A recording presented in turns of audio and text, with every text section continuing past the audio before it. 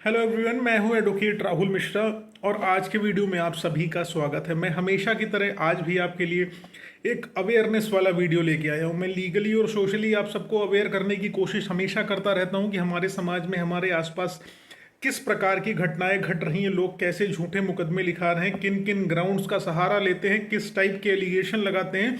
ये अक्सर मैं आप लोगों को अपने वीडियोस के माध्यम से बताता रहता हूं। आज का वीडियो कुछ इसी तरीके का है कि एक व्यक्ति हैं जो सीनियर सिटीजन हैं, उन्होंने अपने घर पे नौकरानी रखी, नौकरानी ने उनके घर पे चोरी करी, उसके बाद उनके ऊपर पॉक्सो में 376 में एफआईआर लॉन्च करा दी।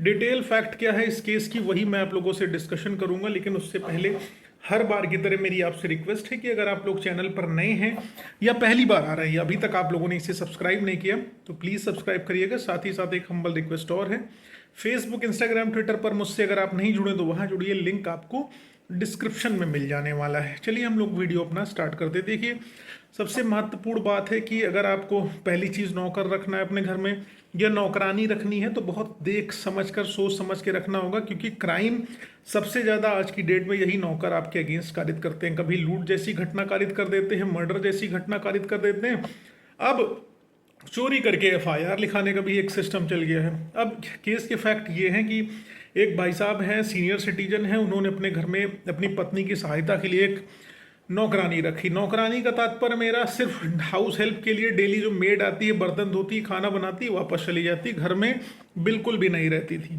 ठीक है। अब उस महिला के द्वारा इनके घर से कुछ ज्वेलरी चुरा ली गई, अंगूठी शायद इनकी चोरी कर ली गई, तो उसके लिए इन्होंने पुलिस कंप्लेंट कर दी। पुलिस ने इसको बुलाया, नौकरानी को डांटा, फटकारा, हड़काया कि तुमने चोरी करी है। अब क्योंकि देवी जी महिला हैं और उनको ज्ञान देने वाले 50 तरीके के लोग हैं, क्योंकि ये सारे के सारे तो नहीं कहूँगा लेकिन कुछ इसमें से गैंग चलाते हैं, इसी तरीके के घरों को टारगेट करते हैं, उन्हीं घरों को टारगेट करते हैं जिनमें सीनियर सिटीजन रहते हों, जिनके घर में वो अच्छा पैसा निकाल सके, फंसा सके समाज में, जिनकी रसूख हो। लोग अपनी रसूख बचाने के लिए, अपनी रेपुटेशन बचाने के लिए इनकी इलीगल डिमांड्स को फुलफिल कर देंगे। अब इन्होंने इनकी अंगूठी चुरा ली, इन्होंने पुलिस कंप्लेंट किया, पुलिस ने इनको हड़काया, धमकाया, लड़की को क्या मतलब, वो आंटी को। और उसके बाद उन्होंने जो क्या किया कि इनके अगेंस्ट एफआईआर लॉन्च करा दी। एफआईआर का में जो लॉन्च कराई, यहाँ पर ट्विस्ट है। एफआईआर इन्होंने लॉन्च कराई, एफआईआर में लिखाया कि इनके द्वारा जो है इनकी बेटी के साथ, जो बुजुर्ग हैं, सीनियर सिटीजन हैं, 60 साल से ज़्यादा की एज अटेन कर चुके हैं, उनके द्वारा इनकी बेटी के साथ इलिसिट रिलेशनशिप स्टैब्लिश करे गए, गलत तरीके से उसको टच किया गया, उसके साथ शारीरिक संबंध बनाए गए, और बेटी की उम्र तकरीबन 16 साल, यानी कि पॉक्सो लगाने की पूरी तैयारी कर दी गई। अब इनके ऊपर पॉक्सो में एफआईआर रजिस्टर हो गई और इस बंदे को जेल भी जाना पड़ा। ये भाई साहब जेल भी काट के, हालांकि ट्रायल कोर्ट से नीचे सेशन से ही इनकी बेल हो गई, ऊपर इनको हाई कोर्ट नहीं आना पड़ा, लेकिन इनको अब आप जान लीजिए जेल जाना पड़ा। जेल इस ऑफेंस में जाना पड़ा कि इन्होंने इस महिला की माता के खिलाफ शिकायत करी, इस लड़की की माता के खिलाफ शिकायत करी कि इसके द्वारा चोरी कारित करी गई, और इन्होंने उसके खिलाफ एफआईआर लिखा दी। जो हमारे समाज में जो फिल्में बनती है वो फिल्में गलत नहीं बनती, हमारे आसपास जो घटनाक्रम कारित हो रहा होता है उसी को ध्यान में रखते हुए पिक्चर बनाई जाती है, ताकि लोग अवेयर हो सकें। वीडियो बनाने का पर्पस भी मेरा सिर्फ इतना है कि आप लोग अवेयर हो सके कि अगर आप अपने घर में इस तरीके से कोई नौकर रख रहे हैं, हाउस हेल्प रख रहे हैं, मेड रख रहे हैं, तो अलर्ट हो जाइए। आप भी हो सकता है उनके अगले षड्यंत्र का शिकार हो।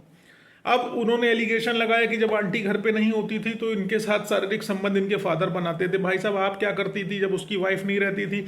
आप अपनी बेटी को क्यों छोड़ के चली जाती थी? भाई बेटी उन्होंने कभी छोड़ी नहीं उसके घर पे और एलिगेशन लगा दिया। बेटी उनके साथ आती थी, हालांकि उसके चली जाती थी। उसका कहना है जब मैं काम करती थी तो मेरी बेटी का जब मैं काम कर रही होती तो मेरी बेटी के साथ शारीरिक संबंध ये बना रहे होते थे। आपको सब पता था, इनिशियल स्टेज पे एफआईआर लॉन्च करानी चाहिए थी, लेकिन जब उन्होंने कंप्लेंट कर दी पुलिस स्टेशन में, उसके बाद इन्होंने एफआईआर लॉन्च करा दी और वो भाई साहब जेल चले गए। जेल से आके अब ट्रायल फेस कर रहे हैं। ये स्थिति है हमारे समाज की। आखिरकार इंसान किस पे भरोसा रखे और किसको एम्प्लॉयड करे, किसको ना करे, ये बहुत बड़ा विषय है। उम्मीद है इस वीडियो से कुछ ना कुछ सबक लेंगे, सीखेंगे। और ज़्यादा जानकारी के लिए आप अपने वकील साहब से अपने केस को रिलेटेड अगर फैक्ट्स जानना चाहते हैं, संपर्क करें। जिनके पास आपका केस है वो आपको बेहतर गाइडेंस दे पाएंगे। बाकी मेरी पर्सनल डिटेल सारी की सारी आपको डिस्क्रिप्शन में मिल जाएगी। फेसबुक, इंस्टाग्राम, ट्विटर पर आप मुझसे जुड़ सकते हैं, लिंक डिस्क्रिप्शन में। ऐसे ही इंफॉर्मेटिव वीडियोज़ मैं रेगुलर आपके लिए लाता रहूँ, इसलिए आपका सब्सक्रिप्शन मेरे लिए बहुत इंपॉर्टेंट है। इसलिए चैनल को सब्सक्राइब करें और ज़्यादा से ज़्यादा शेयर करने की कृपा करें, जिससे जो बेचारे पीड़ित हैं रेप जैसे मामलों में, क्रिमिनल ऑफेंसेस जिनके अगेंस्ट चल रहे हैं या जिसके अगेंस्ट फर्जी केसेस चल रहे हैं, उनको हेल्प मिल सके। उम्मीद है आप डेफिनेटली मेरी मदद करेंगे। जय हिंद, जय भारत।